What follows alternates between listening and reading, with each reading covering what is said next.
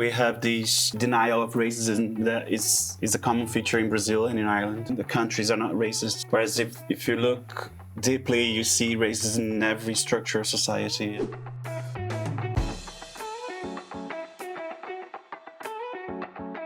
Tell us your story. Who are you?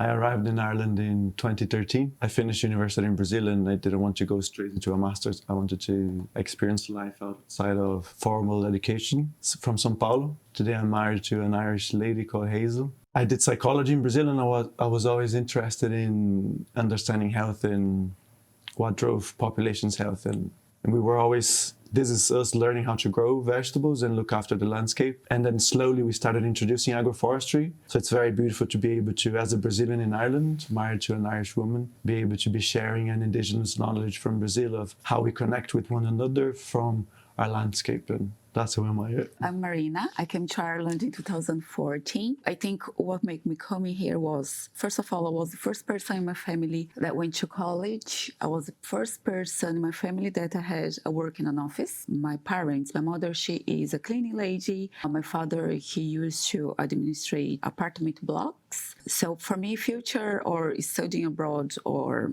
traveling, or it wasn't that for me. But I was really lucky to have had the opportunity to study in very good colleges and have access and to dream at least. I realized that I was stuck into the world that I couldn't get any promotion because I couldn't speak English. I couldn't get a better client or even in a better position. And I was already in a great environment. So I studied advertising. I was like, okay, so maybe it's time for me to move. Maybe it's time for me to leave as well and to learn English and live a different environment and maybe to dream and have the dream and to live the dreams that my mother, she used to have by seeing the movies and etc. My name is Lucas. I am 30 now, but I arrived here with 26 years. I came here to study English also. I came here in 2019. I finished my graduation, I did a BA in radio and TV, and I started working a Catholic television channel. I stayed working there for 4 years, and I was thinking, now I have this money, I will go to Europe, like to travel and do my Euro trip. And I was thinking, in 6 months I will be fluent in English, so I can come back and go to São Paulo capital and have like a nice job. So that's why I came to Ireland. And I noticed we can be fluent in 6 months and all this stuff. So I paid a new course, I paid my renew. I was just thinking in a temporary experience. And when I started to see the situation in Brazil, I said oh my God, no. I'm Rodrigo. I'm here since 2013 as well. Initially, I came to Ireland just for a 3 months course to learn English. I stayed a little longer doing English courses. In 2016, I was meant to go home, but political situation in Brazil was going downhill, let's say. It was a lot of problems going on with the elected president. My family is very involved with politics there, so everybody advised me, just stay there for a little while longer. What are the biggest cultural similarities between Brazil and Ireland? I found this documentary from RTE from missionaries in Brazil back in the 70s and 80s. Have you seen that? There's this Cork priest in the middle of a favela in Rio de Janeiro speaking on a Cork accent, Portuguese, and they were all there developing community and helping communities to come together and self-organize. Mm-hmm. So I see loads of similarities, and we seem to glue together very much, isn't it? We party very similarly, don't we?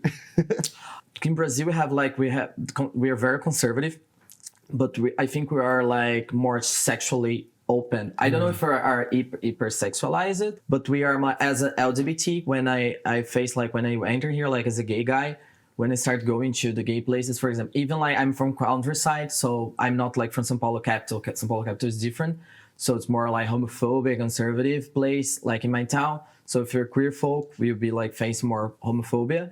But as the same here in Ireland, because some people say, but Dublin is really open, because there are flags everywhere. But if you are heteronormative, because if you break some rules, you could be violent. Because for example, when I was living in Walkinstow, for example, if I wear makeup or I dress something the cross, the gender rules, Like in there, we'd be like more dangerous. But in Dame Street, it's okay. And this is the same in Brazil. I have the impression that there are similarities in the way people are perceived, as in like in Ireland, people are seen as very friendly and very welcoming, and I think Brazilians are seen like that as well. So we have this stereotype of the European as being cold and distant, and the Irish are certainly less cold and distant, is a bit more friendly. And at the same time, it's a similarity with Brazil in a sense that it's superficial and it's not the reality, you know. We have this denial of racism that is a common feature in Brazil and in Ireland. The countries are not racist, so, you know, it's in the common discourse. Whereas if you look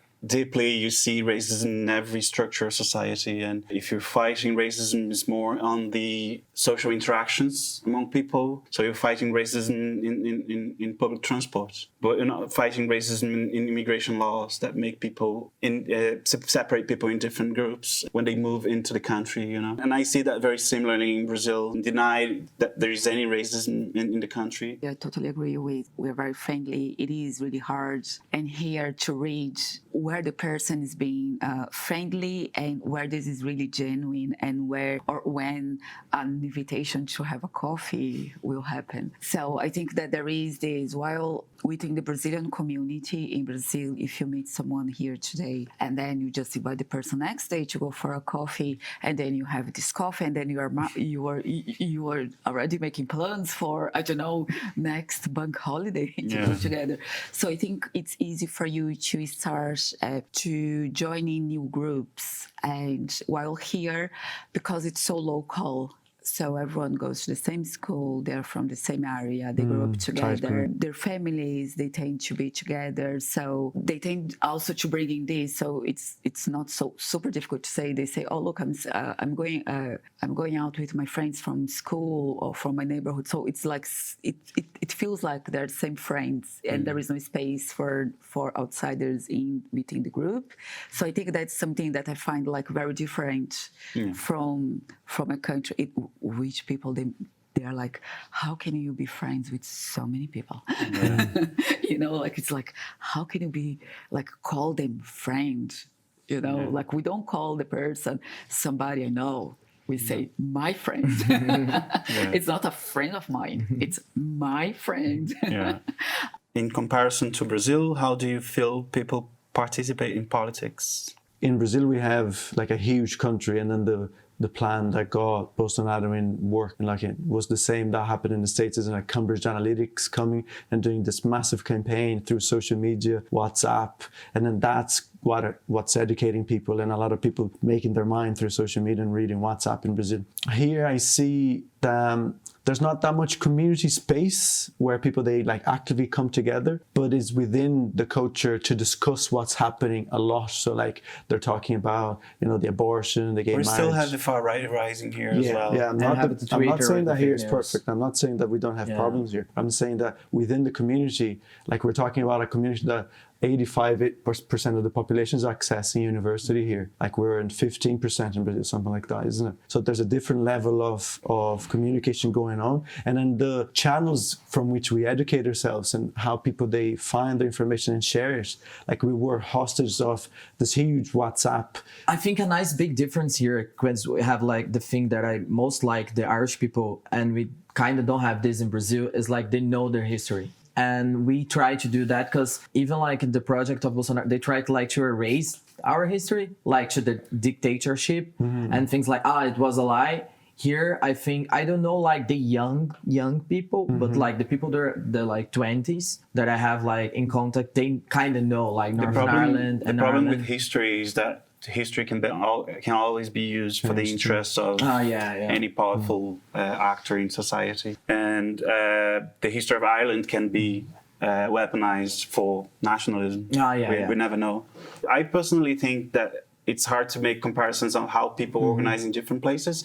We saw, like from here, looking at the situation in Brazil, we got organized. We had the mass protests going on here as well, and in relation to repeal the 8th. We had this big block at the end of the march, and we got together. So a lot of Brazilian people got involved here. People were really passionate about what was happening. People went and say "Ele não," not him. And a lot of these, I was observing that a lot of that people maybe were not organized before in Brazil. They never really got into politics a lot. But when they saw that happening, that was the spark to take action. And I see mass movements in Ireland very, very organized. I see the Repeal Day as an example of that.